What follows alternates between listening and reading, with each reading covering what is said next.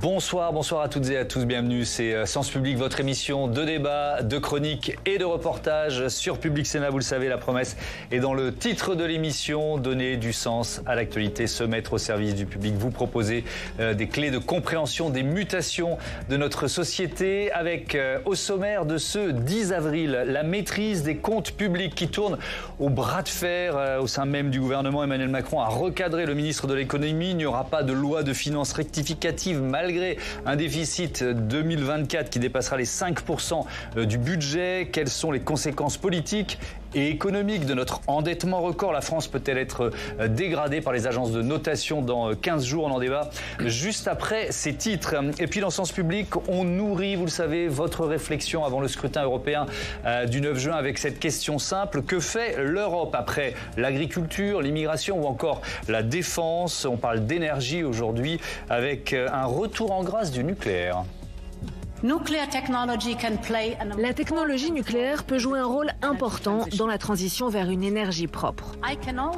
Je peux également constater, depuis la crise énergétique mondiale provoquée par l'invasion de l'Ukraine par la Russie, que de nombreux pays portent un nouveau regard sur le rôle potentiel que pourrait jouer le nucléaire. Nucléaire, énergie renouvelable, l'Europe veut-elle toujours devenir la championne des énergies vertes? Comment se protéger de la dépendance envers la Chine? Ne ratez pas la confrontation, les idées de nos experts, ce sera dans 45 minutes. Mais d'abord, ce mot qui revient en force dans l'actu politique, déficit. Jérôme Rabier. Après le dérapage du déficit public l'an dernier, le gouvernement a dû revoir sa copie pour cette année. Et Bercy l'a confirmé aujourd'hui, ce sera encore au-delà de 5% du PIB. Le programme de stabilité que nous avons envoyé au Haut Conseil aux finances publiques, qui sera présenté en Conseil des ministres la semaine prochaine, prévoit un nouveau déficit public pour l'année 2024. 5,1% de déficit, qui exige de notre part de faire de nouveaux efforts. Des efforts à faire qui divisent jusque dans la majorité, où certains sont tentés d'augmenter les impôts ou taxes, notamment pour les plus aisés. Une tentation qui met les élus, les Républicains, hors d'eux, et ils menacent désormais clairement de faire tomber le gouvernement. Nous nous opposerons à la plus grande des vigueurs et par tous les moyens constitutionnels à ce plan caché que vous dissimulez aujourd'hui aux Français. Si demain, le gouvernement augmentait les impôts justement pour compenser ces impérities, sa mauvaise gestion, alors il faut qu'il soit sûr que ce dépôt de motion de censure tombera automatiquement. Face à cette menace, Gabriel Attal a réaffirmé qu'il n'y aurait pas d'augmentation d'impôts pour les Français. Et pour trouver les 10 milliards d'euros supplémentaires, le gouvernement se veut rassurant. D'abord, nous avons plus de 7 milliards d'euros de réserve de précaution au sein des ministères. Il n'y a pas de plan caché, nous n'augmenterons pas l'impôt sur les Français, nous n'excluons pas d'agir sur les rentes, comme l'a évoqué le Premier ministre, c'est-à-dire la contribution sur les énergéticiens ou les rachats d'actions. Des mesures qui n'auront pas besoin d'un nouveau texte budgétaire qui aurait peu de chances d'être voté à l'Assemblée. Emmanuel Macron a rejeté cette option, pourtant évoquée par son ministre de l'économie à peine quelques jours auparavant. Quand la majorité se déchire sur fond de déficit public, on en débat avec Stéphanie Villers. Bonsoir, bienvenue. Vous êtes conseillère économique à PwC France. Benjamin Morel, bonsoir et bienvenue. Bonsoir. Constitutionnaliste, maître de conférence en droit public à Paris de Panthéon-Assas et auteur de La France en miettes, régionalisme, l'autre séparatisme, publié aux éditions du CERF. Mathieu Souquier, bonsoir et bienvenue. Bonsoir. Essayiste et consultant. Et Mathieu Croissando, bonsoir. Bonsoir à tous. Éditorialiste politique, bienvenue Mathieu. Stéphanie Villers, avant de parler des conséquences politiques, ce déficit là, supérieur à 5%, rappelons où ça place la France à quel niveau européen? On n'est pas loin du bonnet d'âne, c'est ça? Oui, on est avec les Italiens et les Grecs, et donc on fait quand même partie des derniers de la classe, alors qu'on a subi exactement les mêmes chocs et les mêmes perturbations que les autres pays, notamment avec l'Allemagne, qui, elle, affiche un déficit, elle respecte les critères aux alentours de 3%, elle veut même les passer en dessous. Donc ça devient de plus en plus compliqué d'expliquer en fait ces dérapages budgétaires, sachant que nos partenaires ont su maintenir un budget plus ou moins rigoureux. Ouais, ça fragilise aussi la parole de la France au niveau européen. En plus, c'est les engagements. C'est-à-dire qu'on fait partie maintenant d'une zone depuis à peu près une vingtaine d'années avec des critères à respecter. On a deux. Il y a celui du déficit à 3% et de la dette à 60%. Et on sait qu'on ne réussit jamais, sauf une fois en 2017, on a réussi 3%. Et donc, à force, c'est même pas tant, en fait, le risque, il n'est pas tant du côté de Bruxelles, il est côté du marché financier. Parce que quand on est endetté, ça veut dire qu'on dépend du bon vouloir de nos créanciers. Et à force d'être toujours sur le mauvais élève, on a beau être la deuxième puissance de l'Europe, il faut savoir qu'en face, ça commence à gripper un peu les Allemands, qui ont eu aussi une crise énergétique qui était bien plus importante que la nôtre. Ils l'ont subi de plein fouet. Et eux sont capables de maintenir un budget rigoureux. Donc là, ça commence à tendre au niveau de l'Europe. Et on y reviendra, les marchés financiers. Rendez-vous dans 15 jours. Il y a 2 agences de notation avec une décision qui est quand même très, très attendue. Benjamin Morel, on va ouvrir la partie, on va dire, un peu plus politique. Cette stratégie d'Emmanuel Macron, comment vous expliquez ce recadrage, certains disent humiliant, du ministre de l'économie? Alors déjà, il y a des bisbilles depuis quelques temps, entre d'un côté Bercy et puis de l'autre l'Élysée. Donc là, on a quelque chose qui ressort. Il n'y a pas d'ailleurs que la question des finances publiques. Il y a également la stratégie médiatique de Bruno Le Maire. Également sa stratégie de publication, je dirais, avec des livres relativement fréquents qui peuvent énerver le président de la République. Au-delà de ce sujet-là, il y a 2 mises en récit. Vous avez une mise en récit de Bruno Le Maire qui est de considérer qu'il est celui qui le premier a prévenu, celui qui, en fait, depuis la sortie de la crise Covid et au moment de la crise énergétique, a été le plus rigoureux, la petite mouche du coche, le Jiminy Cricket d'Emmanuel Macron en disant, en fait, tu fais n'importe quoi. La stratégie d'Emmanuel Macron, c'est d'expliquer que, finalement, les politiques économiques mises en œuvre étaient des politiques cohérentes qui pariaient sur la croissance, le retour à l'emploi, etc. Et que là, on a peut-être un petit accident de parcours pas si grave, mais qu'au fond, ça ne remet pas en cause l'essence de ce qui a été fait d'un point de vue économique depuis quelques années. Vous avez une stratégie de président en place qui tente de garder la main, une stratégie d'outsider qui tente de se construire un propre destin vers 2027 ou au-delà. Évidemment, au bout d'un moment, ça craque. Et c'est quelque chose qu'on retrouvera dans toute cette fin de quinquennat, aujourd'hui avec Bercy. Avec Bercy et certainement avec d'autres ministres, on verra bien. Mais Mathieu Souquier, on peut aussi, donc si je reprends l'analyse de Benjamin Morel, se dire que c'est presque un cadeau qu'Emmanuel Macron fait à Bruno Le Maire, puisqu'il le place, d'un seul coup, c'est le président et son ministre de l'économie, presque un peu d'égal à égal, vous voyez ce que je veux dire, même si le recadrage est assez humiliant. À une nuance près, si on fait quand même un détour par le contexte dans lequel s'inscrit ce débat, les choses ont beaucoup changé. La dette était un sujet, une préoccupation majeure pour les Français il y a une dizaine d'années. À la présidentielle de 2012, la dette est à peu près au même niveau que le chômage en termes de préoccupation pour les Français. C'est effectivement un moment où on ne parle quasiment que d'endettement public et donc de solutions pour résorber la dette. 10 ans après, on n'est plus du tout, et même 12 ans après, on n'est plus du tout en fait au même stade. J'ai même regardé en fait à la présidentielle de 2017, on est passé de la 2e à la 12e place. Et à la présidentielle de 2022, on a dégringolé à la 18e. Parce que précisément, entre-temps, il y a eu en particulier le Covid, qui a été l'occasion de réhabiliter l'interventionnisme public et la dépense publique. Et par ailleurs, on a aussi un contexte où on voit bien qu'on identifie de nouveaux besoins à une échelle qu'on n'avait pas connue. On redécouvre la guerre et donc du coup on se dit qu'en termes de dépenses militaires, il va falloir investir comme on ne l'a pas fait précisément depuis plusieurs décennies. On a désormais chiffré en fait le coût de la transition environnementale. Ça a été un des intérêts notamment du rapport Pisani-Ferry, c'est-à-dire qu'on sait combien ça coûte et on voit bien en fait la hauteur du mur à franchir. Et à part de l'endettement, en fait, on ne voit pas très bien sur quelles ressources on va pouvoir s'appuyer pour financer cette transition. Et on a aussi redécouvert à la faveur du Covid que la protection par l'État, par l'action publique, avait ses vertus. On a découvert en tout cas qu'en même temps que notre hôpital public avait été désarmé, notre école était de moins en moins performante, que la justice et la sécurité aussi, ça mobilisait de la dépense publique. Et donc on voit bien que l'opinion, en tout cas, et on l'a vu notamment l'année dernière au moment du débat sur les retraites, le débat sur les retraites avait été en particulier justifié par la majorité au nom de l'équilibre des comptes publics, et l'opinion n'a pas du tout acheté. Et l'opinion a dit, ok, on peut réformer le système parce que situation démographique, etc., mais l'argument des comptes publics ne pèse plus du tout comme il y a une dizaine d'années. Pendant que vous nous parliez, on a vu vu un peu tardivement, mais on l'a vu s'afficher effectivement cette baisse vraiment radicale de la dette dans le classement des préoccupations des Français. Mathieu, vous vouliez intervenir? Je vais descendre un peu le niveau. Je suis désolé, mais parce qu'il y a une affaire de politique aérienne quand même là-dedans. Hein. C'est qu'on est dans un acte d'émancipation de Bruno Le Maire qui vise 2027, comme ça a été très bien dit. Et Bruno Le Maire, en gros, tous les ministres, tous ceux qui veulent avoir un destin, vont chercher à marquer leur différence. Oui, c'est pour ça que je dis, est-ce que Emmanuel Macron... Et à un moment, il va falloir qu'il se détache du bilan, d'une certaine façon, en disant moi, je ferai différemment ou j'aurais fait différemment. Et c'est ce petit jeu auquel joue Bruno Le Maire et qui a donc sorti son livre.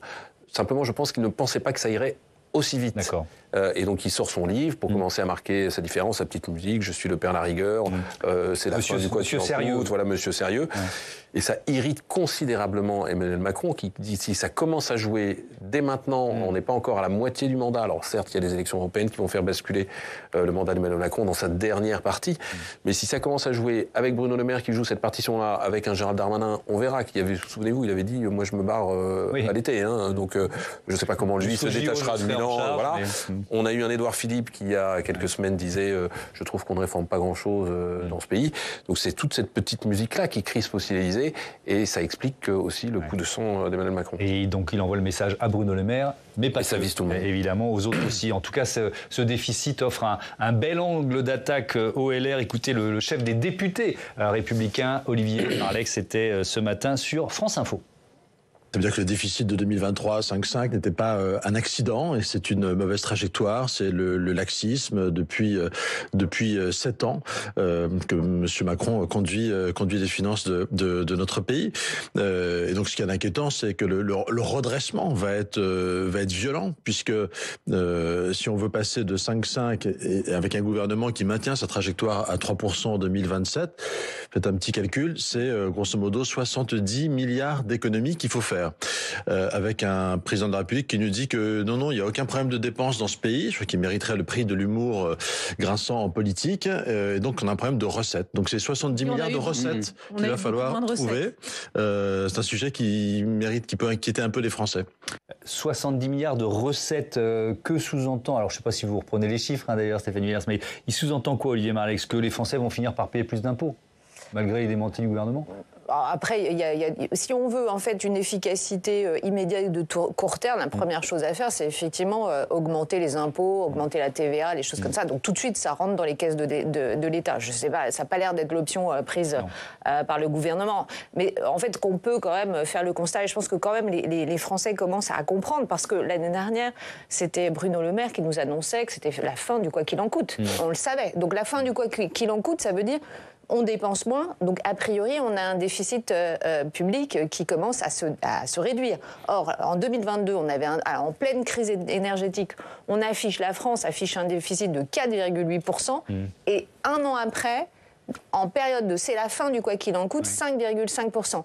Donc en fait, je pense que quand même les Français sont rationnels, se disent c'est pas ce qu'on nous avait annoncé. Normalement, il fallait quand même une amélioration des comptes publics. Donc en fait, la crainte, je pense, pour eux, c'est de se dire voilà, c'est-à-dire la solution, s'il faut vite renflouer les comptes, ça va être la hausse d'impôts et c'est nous qui allons subir la mauvaise gestion, parce que c'est quand même assez, ça reste quand même pour les agences de notation qui vont devoir les sanctionner, même Bruxelles. C'est très étonnant d'avoir à ce niveau d'erreur en termes de déficit public. Un déficit public qui devait être à 4,9%, qui arrive à 5,5%, enfin c'est pratiquement du jamais vu. C'est un manque de 18 milliards on n'a pas eu un choc, une récession économique.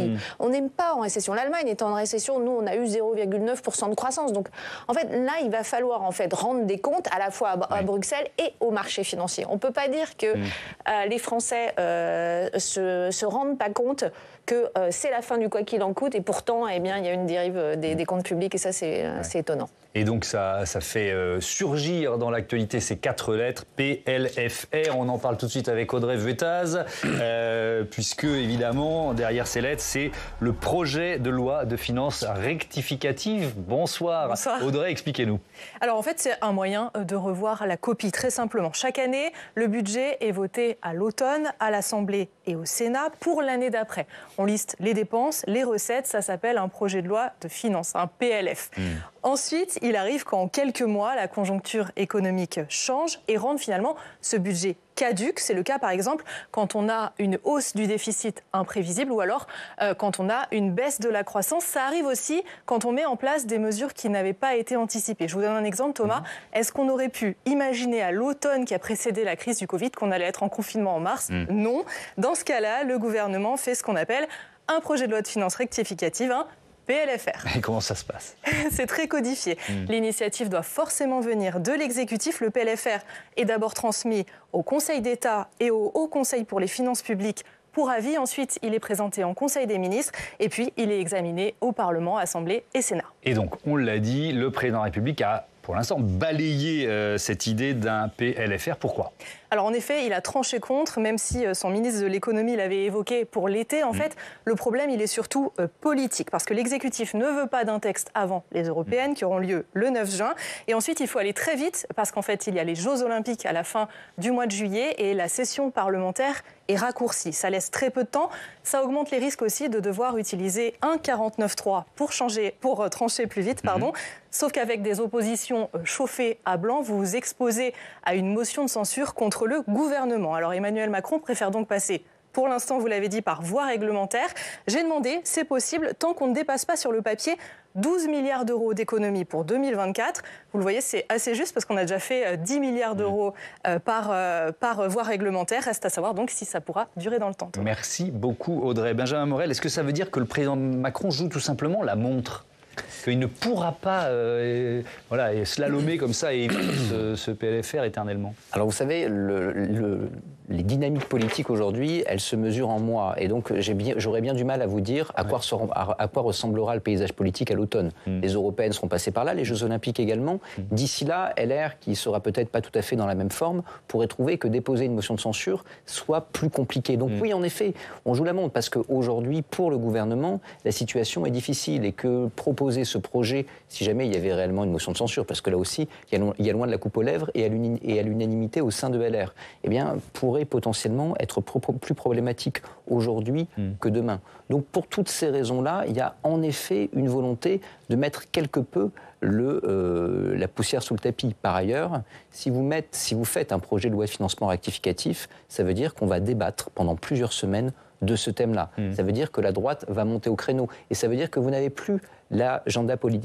médiatique dans les mains. Et tout à l'heure, on évoquait les préoccupations des Français. Et en effet... Est-ce que pour l'électorat de droite ou de centre-droit, ça compte plus? Exactement. C'est-à-dire qu'il y a en effet une problématique qui, de manière générale, n'est pas diffuse, mais qui est très importante et qui surtout est définitionnelle pour l'électorat LR. Parce que qu'est-ce qui fait aujourd'hui le rôle de LR dans le paysage politique? C'est pas tant les questions de sécurité et d'immigration. Il y a le RN et Reconquête qui sont également dessus et une partie de la majorité. C'est pas non plus la question de la bonne gestion. C'est quelque chose que tente d'incarner la majorité. Donc c'est la question des finances publiques qui, dès lors qu'Emmanuel Macron n'apparaît plus crédible devant l'opinion et devant l'électorat de centre-droit sur cette thématique-là, peut permettre à LR d'exister, de dégager un espace politique. Donc c'est une aubaine. Le fait d'en faire des tonnes sur une motion de censure permet de marquer l'actualité. Si, évidemment, vous donnez des bâtons pour vous faire battre à travers un projet de loi de financement rectificatif, vous faites un cadeau à vos adversaires. Sur cette motion de censure, vous dites, c'est un peu agiter le chiffon rouge. On a l'impression, Mathieu Souquier, que, alors effectivement, il y a les LR, mais on a entendu ensuite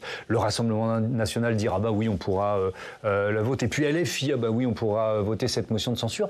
Mais est-ce que les uns et les autres ont vraiment intérêt à y aller? Vous voyez ce que je veux dire? Alors, le risque n'est-il pas plus gros que l'opportunité? Que le RN et LFI le fassent est d'une certaine façon politiquement cohérent. Le problème, je ne sais pas du coup quel est l'intérêt de LR, dès lors que LR intente un procès en insincérité budgétaire au pouvoir en place. Il me semble qu'il y a derrière ce procès une forme d'insincérité politique quand même. Je n'attaque pas et je n'accable pas LR, mais j'observe que depuis que Emmanuel Macron a été réélu en 2022, le quoi qu'il en coûte a continué de fonctionner et je n'ai pas entendu les députés LR ou Éric Ciotti monter au créneau à chaque fois pour précisément demander à ce que les dépenses publiques soient contenues. Au contraire, ils ne se sont pas mouillés en matière de réforme des retraites. Sur le bouclier énergétique qui coûtait extrêmement cher, ils ont plutôt été dans une forme de surenchère. Donc la cohérence politique de LR, elle m'échappe. Et alors effectivement, l'électorat LR, sur ces questions de rigueur budgétaire et même d'austérité, est assez sourcilleux, assez vigilant. Bon, à ce stade, il pèse 7 à 8% des intentions de vote pour ce qui est de François-Xavier Bellamy. Je note que, et la Fondation Jean Jaurès a publié avec Ipsos une étude il n'y a pas longtemps, un panel qui précisément montre que la base électorale du macronisme est très rétrécie. Très rétrécie, c'est 18% et ça n'est pas une France en miniature, ou une France représentative, au contraire, c'est une France en décalage avec la réalité sociale du pays. Parce que c'est une France très âgée et très aisée, qui elle-même est également très sourcilleuse en fait sur les questions de dette. Parce qu'en réalité, c'est l'ancien électorat LR. Désormais, la base rétrécie du macronisme, c'est l'ancienne base de LR. Mais une petite chose là-dessus, quand on annonce qu'il va falloir faire de l'austérité en pleine campagne électorale, parce que du coup, le débat entre le président de la République, le Premier ministre et le ministre de l'économie revient à cela. Dire on va faire de l'austérité à 2 mois des élections, c'est déjà risqué. Et par ailleurs, le dire en disant... et les économies ont déjà été faites, en particulier sur la transition environnementale, à laquelle on a piqué 2 milliards. On a annoncé une réduction des droits des chômeurs, pareil, pour une histoire d'équilibre des comptes publics. Il est sûr que la base rétrécie du macronisme va rester rétrécie. Si vous voulez récupérer quelques voix, en particulier chez Raphaël Glucksmann, dire la transition écologique et les droits des chômeurs, on fait une croix dessus, c'est compliqué électoralement. Ouais, ça, on va l'évoquer avec Mathieu dans un court instant. Mais une petite question, sur le vote du budget en décembre. C'est-à-dire que, est-ce qu'il y a vraiment une surprise pour Bruno Le Maire de voir les mauvaises nouvelles arriver et donc ce déficit s'aggraver? J'ai un peu de mal à comprendre pourquoi à ce moment-là ils ne sont pas dans un budget plus sincère. Alors la démarche politique, moi je ne l'interprète pas, hein, oui. Mais pour autant, ils avaient d'ailleurs, il y avait eu des alertes qui avaient été envoyées par la Cour des comptes en disant attention, vous n'arriverez jamais à un déficit tel que vous l'avez envisagé sur l'année 2023. Après, pour quelles raisons ils ne voulaient pas afficher cette barre des 5%, enfin dépasser cette barre des 5%, mais pour finalement se créer plus de difficultés aujourd'hui, c'est un peu ça que j'ai du mal à comprendre. Alors non, mais ça c'est une démarche purement politicienne, parce qu'en fait, à ce moment-là, à partir du moment où on constate publiquement qu'il y a des dérives nouvelles budgétaires, il faut prendre des mesures. Hein. Il faut annoncer des nouvelles économies, parce qu'on a bien vu que l'idée, c'est de ne pas toucher les impôts, pas toucher les recettes, mais pour autant, on va aller petit à petit vers une baisse de la dépense publique. Donc de toute manière, c'est toujours impopulaire d'aller de rogner dans les dépenses publiques, parce qu'on veut bien, en fait, en France, parce que ces débats, on les a aussi à l'étranger, notamment, je regarde en Allemagne, ces débats d'austérité, en fait, sont absorbés par l'opinion publique, ça ne pose pas de problème. Lorsqu'on dit l'Allemagne a aussi énormément financé pendant la crise sanitaire, la crise énergétique, bon, ben, lorsque l'Allemagne se dit maintenant c'est fini, on retourne à une gestion plus rigoureuse, l'austérité est acceptée par tout le monde. C'est-à-dire qu'aujourd'hui, peut-être parce qu'ils sont un peu moins dopés à l'argent public que nous, je ne sais pas. Ils l'ont été, ils l'ont été. L'Allemagne a de toute manière beaucoup plus de moyens, elle dépend beaucoup moins des marchés financiers, elle a à peine 70% de dette, donc nous on en a pratiquement, on en a 110%, donc ça, on dépend, en fait, je veux vraiment que, en fait, au-delà du débat politique, il faut quand même garder à l'esprit qu'on dépend de nos créanciers, c'est eux qui nous financent. Le jour, c'est comme votre banque, si la banque vous prête au départ, elle veut bien vous accorder un nouveau prêt si vous êtes solvable, mais si vous ne l'êtes plus, au bout d'un moment, elle devient plus stricte. Et ça, c'est normal. Donc là, il va y avoir quand même des échéances, et les échéances politiques des élections qui priment sur des échéances financières, je trouve ça très dangereux, parce qu'en fait, la sanction peut tomber. Avec, donc on reste sur de s'interroger sur cette stratégie économique et sociale d'Emmanuel Macron, avec cette nouvelle sortie signée Stanislas Guerini, le ministre de la fonction publique, qui veut s'attaquer au tabou du licenciement des fonctionnaires. Écoutez. Moi, j'entends toutes les belles âmes qui, au fond, s'offusquent qu'on puisse simplement dire les choses telles qu'elles sont. Et moi, je pense que c'est toujours dans l'intérêt des agents publics de pouvoir dire les choses. Il faut être très décalé pour considérer que quand vous avez un collectif de travail de 100 personnes, qu'il y a une personne qui ne fait pas son travail et que ça n'a pas de conséquences, eh bien que ce n'est pas démotivant pour les 99 autres. J'ai l'impression de dire quelque chose qui est totalement banal, pardon, ce matin à votre micro. J'espère que c'est entendu et compris par ceux qui nous écoutent. Je pense que ça laisse sincèrement, à commencer par les agents publics, qui sont les premiers à me dire, au fond, qu'ils veulent un système qui soit juste, un système qui récompense mieux l'engagement, qui puisse justement récompenser le travail et qui, au fond, soit capable de distinction. Je tire cette inspiration, au fond, de la Déclaration des droits de l'homme. Bon, on est loin de l'improvisation. Il dit la même chose dans le journal Le Parisien ce matin. Ça vous surprend, Mathieu? Oui, alors pas tellement sur le fond. en fait, parce que lever le tabou du licenciement dans la fonction publique, c'est quand même une vieille idée qui traîne à droite depuis 15-20 ans.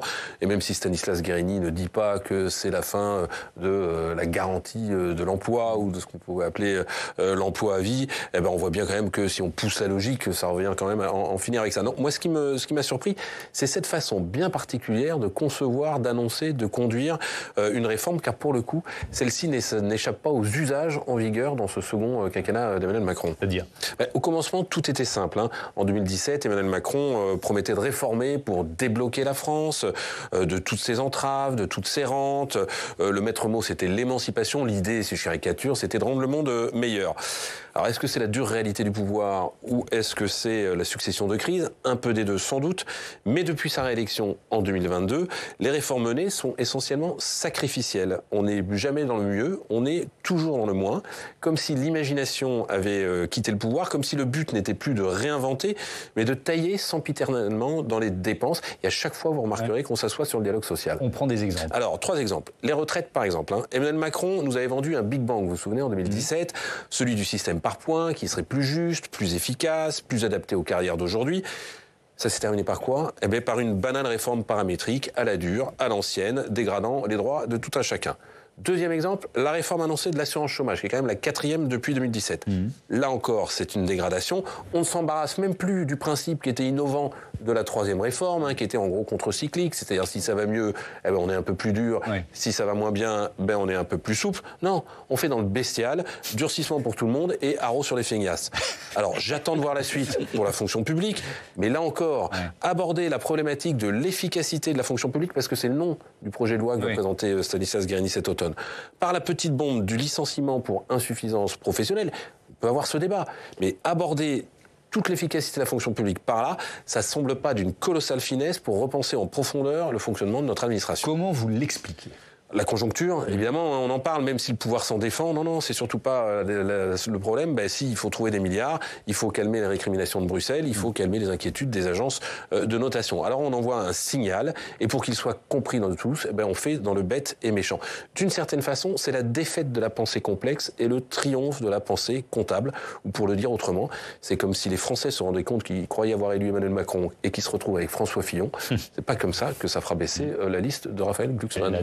Fait de la pensée complexe, le triomphe de la pensée comptable, avec quand même ce risque de ranimer la colère sociale. Je veux bien vous entendre là-dessus. Mathieu Souquier, alors la CGT n'avait pas besoin de ça, mais elle a confirmé aujourd'hui ce dépôt de préavis de grève dans la fonction publique du 15 avril au 15 septembre. Ça englobe tous les Jeux olympiques et paralympiques. Comment vous expliquez, vous, ce choix? Parce que c'est un choix assumé, cette stratégie du ministre de la fonction publique, de Stanislas Guerini. Alors, il y a la stratégie du ministre de la fonction publique, mais encore une fois, on en parlait à l'instant, il y a la stratégie du ministre de l'économie et des finances, il y a globalement la stratégie du pouvoir exécutif, parce qu'encore une fois, Gabriel Attal assume, comme il le dit d'ailleurs, et comme il le répète invariablement, et j'assume, je ne me l'explique pas. C'est-à-dire que électoralement, encore une fois, je comprends que ça puisse flatter une base électorale rétrécie. Je constate qu'à 2 mois des élections présidentielles, des élections européennes, où l'extrême droite est en tête comme jamais. Les 12 points d'écart, les 12 points d'avance dont elle dispose aujourd'hui, je ne sais pas si elle les aura le 9 juin. En tout état de cause, elle n'a jamais été aussi loin devant dans des sondages qu'avec ce scrutin-là. Donc je ne vois pas dans quelle mesure ça ne donne pas précisément du vent dans le dos à la liste de Jordan Bardella, et je ne vois pas dans quelle mesure ça contient la liste de Raphaël Glucksmann. Et sur la colère sociale, j'ai compris. Je vous entends là-dessus, pardon de vous interrompre, mais ça veut dire quoi? Ça veut dire que finalement la CGT ne fait pas peur au gouvernement, quoi, grosso modo? Alors non, je pense quand même que le pouvoir exécutif craint la colère sociale, puisque précisément Emmanuel Macron a été, de tous les présidents, celui qui a enquillé un enchaînement de colère comme personne. Alors, on a eu la colère des Gilets jaunes, la France périurbaine, on a eu la colère des banlieues, on a eu la colère des agriculteurs, celle de la France rurale, on a eu la colère du monde du travail avec la réforme des retraites. Précisément, toutes ces colères-là, en fait, elles se sont succédées. Donc, le pouvoir exécutif sait combien la colère est vive et combien une nouvelle éruption de colère peut se produire dans le pays. Donc la Macronie prise en tenaille, comme le disait la Tribune ce dimanche, entre la liste de Raphaël Glucksmann et la liste de Jordan Bardella, qui tient ce type de discours et qui prend ce type de mesures contre les fonctionnaires, contre les chômeurs, j'ai des doutes quant à l'efficacité électorale de tout cela. Ouais. Alors on peut revenir sur le fond de ce que projette Stanislas Guerini. Benjamin Molle, on va rappeler que c'est possible de licencier un fonctionnaire, mais très peu fréquent. Oui, c'est très peu fréquent. Et en réalité, alors on va m'accuser d'être corporatiste parce que je suis fonctionnaire, mais je ne suis pas sûr que, qui plus est, ce soit tout à fait la priorité. Tout bêtement parce qu'aujourd'hui, le principal problème pour notamment la fonction publique d'État, c'est l'attractivité. Vous voyez comment est-ce qu'on a du mal à recruter des profs. Vous voyez comment est-ce qu'on a du mal à recruter dans la fonction publique hospitalière. Donc partir en enlevant ce qui aujourd'hui est peut-être le dernier argument pour entrer dans la fonction publique, parce que vous n'y allez pas pour le traitement. Qui est justement l'emploi à vie, c'est à mon avis une stratégie qui peut être sujette à caution, et c'est pas là-dessus qu'on va faire des économies budgétaires folles. Donc pour moi, on est dans des signifiants de communication. Là, on s'adresse en effet à l'électorat LR. Vous parliez tout à l'heure de l'automne. Pourquoi cacher ces chiffres? Mais il faut se remettre dans le contexte de l'époque. La majorité est en charpie. On est sur la loi immigration qui commence et le gouvernement est déjà dans la main de LR ici au Sénat. Donc on ne peut pas rentrer tout d'un coup en faisant un nouveau cadeau à LR. Qui plus est, on est dans une situation à ce moment-là où on est à la veille du nouveau grand acte, nouveau c'est promis, du quinquennat. Bientôt nomination d'un nouveau Premier ministre, et donc on cherche à montrer qu'un nouveau souffle est possible. Le problème, c'est que cette communication à court terme, parce qu'ici le projet de loi, il arrivera peut-être, mais il va arriver à l'automne, donc après les Jeux Olympiques, il faut peupler l'actualité. Vous n'avez pas de majorité parlementaire, vous ne pouvez pas faire quelque chose de grand tout de suite maintenant, donc il faut arriver à continuer à avoir la maîtrise de l'agenda. Pour ça, il faut faire de la provocation. Parce que sinon, vous n'êtes pas audible. Et en effet, la fin de l'emploi à vie dans la fonction publique, ça ne sert pas à grand-chose, mais c'est audible, c'est visible, ça permet d'exister. Stéphanie Villers, votre avis, j'ai cherché les chiffres, on a trouvé ça, 1 500 000 fonctionnaires de l'État, 3 351 mesures disciplinaires en 2022 et seulement 13 licenciements pour insuffisance professionnelle. Bon, voilà, c'est vraiment, on est dans l'epsilon. Non, alors après, si on veut réformer l'État, on peut remettre effectivement, c'est pas un tabou d'essayer de remettre à plat ce CDI à vie qui existe que dans le secteur public. Parce que, en fait, il y a quand même dans le secteur public toute cette partie de contractuels qui, eux, en fait, sont un peu dans une situation totalement inéquitable, qui voient leur contrat renouvelé de manière presque totalement infinie, sachant que dans le secteur privé, on n'a pas ce droit-là. Et donc, la question, c'est se dire, comme on a un nombre de fonctionnaires qui coûtent, les dépenses de fonctionnement, c'est ce qui pèse pratiquement le plus, en fait, dans les dépenses de l'État, eh bien, peut-être rendre plus attractifs les salaires de la fonction publique en augmentant en fait ces salaires-là. Pour prendre l'exemple encore des pays nordiques, c'est-à-dire qu'ils sont effectivement, les fonctionnaires des pays nordiques sont mieux payés, mais il y en a moins. Alors voilà, et je pense qu'on va vers cette idée-là, enfin, elle risque d'être explorée d'un point de vue économique. Moi, je m'exprime que d'un point de vue économique, ça aura un intérêt de dire, ok, de toute manière, si on regarde les classements PISA, par exemple, dans l'enseignement, on voit qu'on est très mauvais, on a un nombre, c'est la dépense de l'éducation est ce qui pèse le plus dans le budget global. Donc si on a moins de professeurs et finalement on les paye plus et peut-être il y aura plus d'efficacité, on est obligé en fait de se poser ce type de questions parce que on voit bien que les dérives budgétaires ont besoin en fait d'être repensées pour trouver des solutions concrètes en fait. Question de l'efficacité de la dépense publique. Le problème c'est qu'on n'a pas trop de professeurs, on n'en a pas assez. On n'arrive pas à les recruter. Et du coup, on a des classes aujourd'hui où il n'y a pas de prof devant. Oui, mais alors c'est l'éternelle question, dans quelle partie de la fonction publique y a-t-il trop de fonctionnaires? C'est ça le problème, si vous voulez, c'est que la fonction publique sur laquelle on touche, parce qu'en réalité c'est la fonction publique sur laquelle on a des leviers, c'est la fonction publique d'État. On a fait la RGPP, etc. Il y a en effet sans doute des technocrates dans les ministères, et c'est toujours cela qu'on vise. Mais c'est essentiellement des profs, des flics, la fonction publique hospitalière, des juges, et on n'en a pas assez. Et donc aujourd'hui, si on veut que ces services publics soient fonctionnels, on a au contraire besoin, d'être attractif et d'avoir plus de personnel. Ouais. Et là, on se retrouve face à un hiatus. On pourrait toucher à la fonction publique territoriale, le gouvernement a essayé, contrat de Cahors, etc. On n'y arrive pas parce qu'il y a la libre administration des collectivités territoriales. Alors, cette situation-là fait que, structurellement, on est bloqué. Justement, les collectivités territoriales, puisque le gouvernement cherche des leviers d'économie, eh bien, le Haut Conseil des finances publiques locales se tenait ce mardi à Bercy. Le gouvernement leur demande, sans surprise, de faire des économies. On écoute la ministre Dominique Faure, c'était sur notre antenne. Les finances de notre pays, c'est 3 000 milliards de dettes, c'est 40 milliards de frais financiers. Demain, le fait de la hausse des taux d'intérêt, 70 milliards de frais financiers, font qu'il est normal que nous appelions à la solidarité. Et je crois que les élus locaux, même si ils vont devoir peut-être un jour ralentir le rythme de leurs investissements, peut-être étaler dans le temps leur PPI, leur plan pluriannuel d'investissement, doivent être responsables, ils le seront, et solidaires de l'état des finances de notre pays.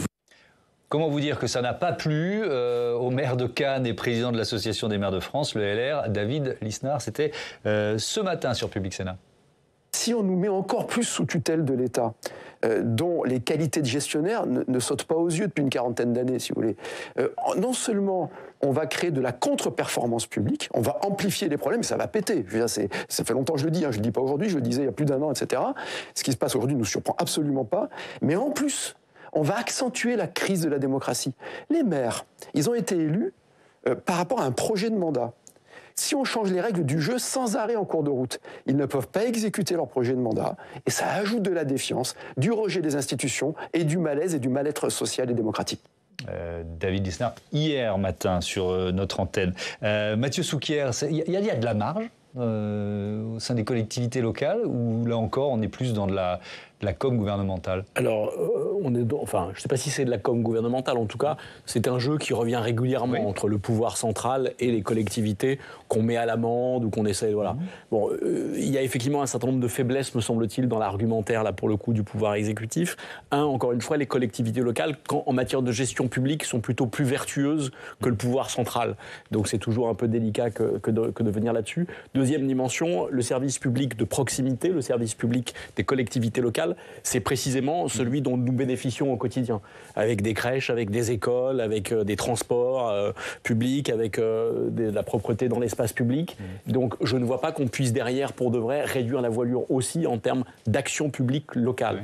Et troisième dimension, encore j'ai peut-être eu une obsession là-dessus, mais la traduction électorale de tout ça, le politologue Luc Rouban a parfaitement documenté qu'un des ressorts désormais du vote en faveur de l'extrême droite, c'était l'absence d'efficacité en matière de services publics. Une demande d'efficacité plus grande. Alors, une demande d'efficacité plus grande des services publics. Mais on dépense déjà beaucoup d'argent pour nos services publics. Vous voyez, on en revient à la question de l'efficacité. Alors, encore une fois, je veux bien qu'on améliore l'efficacité des services publics sans en augmenter les moyens. Je ne sais pas dans quelle mesure on en augmente l'efficacité et l'attractivité en diminuant les moyens, en revanche. Stéphanie Villers. Oui, je précise quand même, rappelez-vous, en fait, on a supprimé la taxe d'habitation, c'est 23 milliards en moins, et en fait, ça a été compensé par des dotations de l'État. Donc l'État doit rembourser ces 23 milliards. Quand on doit faire des économies, qu'est-ce qu'on dit? On dit, faites, non, les collectivités territoriales, maintenant l'État a la main dessus. Et c'est beaucoup plus facile. Et donc, il faut donner un peu moins. Et bien sûr. Et donc, en fait, c'est comme ça que, en fait, je pense que le gouvernement tente de récupérer quelques milliards. Oui, sur les économies à faire, le nombre de fonctionnaires, il y a une part fantasmatique, d'une certaine façon. Souvenez-vous, François Fillon disait « j'en supprime 500 000 », Valérie Pécresse disait « j'en supprime 200 000 » de mémoire. Mais quand on leur demandait, ils disent jamais où. Ce que je disais précisément, dans quel ministère, quoi. Et alors, si Valérie Pécresse avait trouvé cette formule de mémoire, on va les supprimer dans l'administration administrante. Absolument. Ce qui est un bien grand mot. Après, oui, il peut y avoir des doublons. Il y a un exemple quand même dans les collectivités locales, c'est la grande réforme régionale portée par François Hollande quand il était au pouvoir. Vous vous souvenez, on est passé de 22 régions à 13 régions. Est-ce que ça a fait baisser les effectifs globaux et est-ce que ça a permis les économies attendues moi je me souviens quand même, pardon, je dis un mot sur pendant la crise Covid. On avait publié la liste du nombre d'échelons et de directions, de sous-directions, etc., qui finalement avaient en charge à peu près les mêmes choses. On en avait 12 ou 14, enfin bref. Il y a sans doute un peu d'efficacité à trouver. Benjamin Morel et ensuite peut-être Mathieu. Non, mais ça a été le problème de la loi NOTRe, en effet. C'est-à-dire qu'on a fusionné en disant qu'on allait... Et d'ailleurs, l'idée revient, parce que quand on piste d'économie, alors c'est pas possible d'un point de vue constitutionnel, parce qu'il faudrait modifier la Constitution, mais il y a encore simplifier le millefeuille. Ah oui. Et si vous simplifiez le millefeuille... Donc qu'est-ce qu'on supprime? Le département, la région, enfin bon. On peut peut-être faire des économies, ce qui est sujet à caution et ce qui n'est pas évident, mais on les fait dans 30 ans. Parce qu'on recrute des gens et ensuite, il faut bien faire quelque chose. Donc fondamentalement, c'est pas du tout une bonne idée, mais ça montre que on fait les mauvais gâteaux toujours dans les mauvais moules. Et en la matière, oui, je sais, la métaphore n'est pas tout à fait heureuse, mais vous avez compris à peu près l'idée. Donc on a toujours des solutions dont on sait qu'elles ne marchent pas, mais sur lesquelles on revient de manière sempiternelle. Le débat sur le trop de fonctionnaires, on avait un article qui était paru en Sciences Politiques il y a quelques années, il date de 1890. Depuis 1890, il y a trop de fonctionnaires. Le nombre de fonctionnaires, depuis, n'a cessé d'augmenter. Mais depuis 1890, il y a trop de fonctionnaires, il faut en baisser le nombre. Et normalement, le pouvoir est une école d'humilité. Nos gouvernants se sont succédés, Nicolas Sarkozy, François Hollande, aujourd'hui Emmanuel Macron. Personne n'est parvenu à baisser le nombre de fonctionnaires. Emmanuel Macron lui-même. Nicolas Sarkozy, le non-remplacement d'un fonctionnaire. Oui, alors les 60 000, les 10 000 postes de policiers, ils se le traînent encore comme un boulet, précisément. Donc, parce que précisément, il y a une demande de sécurité dans l'opinion qui est associée aux effectifs, aux uniformes bleus qui circulent dans l'espace public. Mathieu a rappelé les moins 500 000 fonctionnaires promis par François Fillon, les moins 200 000 par Valérie Pécresse. Emmanuel Macron lui-même, en 2017, en avait promis moins 150 000. En 2022, comme par hasard, il n'a plus du tout fait cette promesse-là. J'ai l'impression qu'à l'épreuve du pouvoir, il a compris que précisément, c'était pas là que ça se jouait ou que ça ne pouvait pas se jouer là, en tout cas. Stéphanie Villers, est-ce qu'on a beaucoup plus de fonctionnaires que nos voisins européens Oui. Et en fait, quand Valérie Pécresse parlait d'administration administrante. En fait, c'est un peu vrai. C'est-à-dire qu'on voit que, par exemple, c'était l'exemple pendant le Covid dans les hôpitaux. En fait, on avait la même masse salariale qu'en Allemagne, mais en France, on avait 35% du personnel qui s'occupait de l'administratif, et en Allemagne, il n'y en avait que 25%. Donc, on voit. En fait, c'était ça. L'idée, c'était d'essayer de réformer pour que la fonction publique reste avec des tâches précises et pas des tâches purement administratives qui finalement rapportent peu. Et là, il y a quand même une lueur d'espoir. Je pense qu'avec l'intelligence artificielle, il y a énormément de tâches. Si l'État veut rester dans une réglementation pléthorique, eh bien, il y aura cette possibilité, grâce à l'intelligence artificielle, de se taper ce genre de tâches sans avoir besoin d'embaucher. Donc, il y a quand même une piste où on va pouvoir ne rien bouger, rien faire, mais par contre, on n'aura pas besoin de fonctionnaires pour le faire. Il nous reste quelques minutes dans ce débat. Je voudrais un dernier chapitre. On l'a un peu évoqué, mais autour de l'image de la France auprès de ses partenaires européens, et notamment l'image d'Emmanuel Macron, président de la République, qui lançait en janvier dernier, c'était à l'occasion du forum de Davos, l'idée d'un nouvel emprunt européen. Écoutons.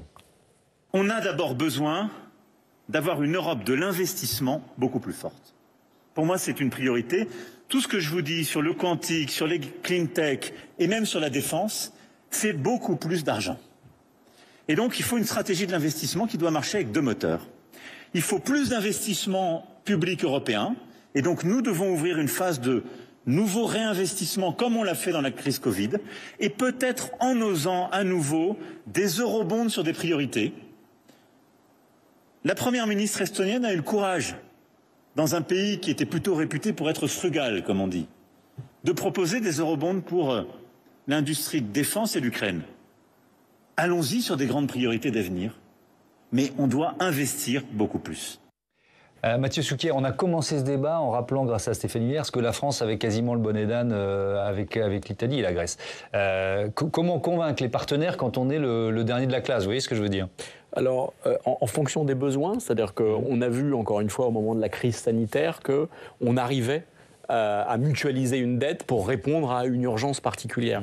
J'avoue que je ne suis pas économiste, mais que je ne vois pas comment nous allons pouvoir financer la transition environnementale hors endettement, au moins partiel, et il serait tout à fait suicidaire, en fait, de le faire à l'échelon national, parce que précisément, vous créez des situations de distorsion et de concurrence entre économies nationales. Donc c'est une bonne idée, mais il ne faudrait peut-être pas que ce soit Emmanuel Macron qui la propose à ses partenaires, c'est ça? Alors, je ne sais pas, encore une fois, si la France est un des pays les plus crédibles en matière d'orthodoxie budgétaire. Il n'empêche que la France reste une des principales puissances économiques du continent, et que le poids politique d'Emmanuel Macron et de la France en général peut peut-être aider à faire vivre ce type d'initiative. Stéphanie Villers, on a besoin d'un nouvel emprunt européen, d'après vous? Oui, alors véritablement, tout se passe à l'échelle européenne pour faire face à la concurrence des États-Unis et la concurrence chinoise. Pour autant, on sait très bien que la France, avec de telles dérives budgétaires, mais l'Allemagne ne veut même plus discuter. Elle n'a pas tellement envie de mutualiser sa dette. Elle voit bien qu'elle n'a pas la même stratégie budgétaire. Donc en fait, tant que la France n'arrivera pas à rentrer à minima dans les clous de l'esprit de la zone euro, ça ne va pas fonctionner. Bon, allez, le débat est terminé, mais il y a une dernière question que j'ai oublié de vous poser, parce qu'on a parlé de ces agences de notation.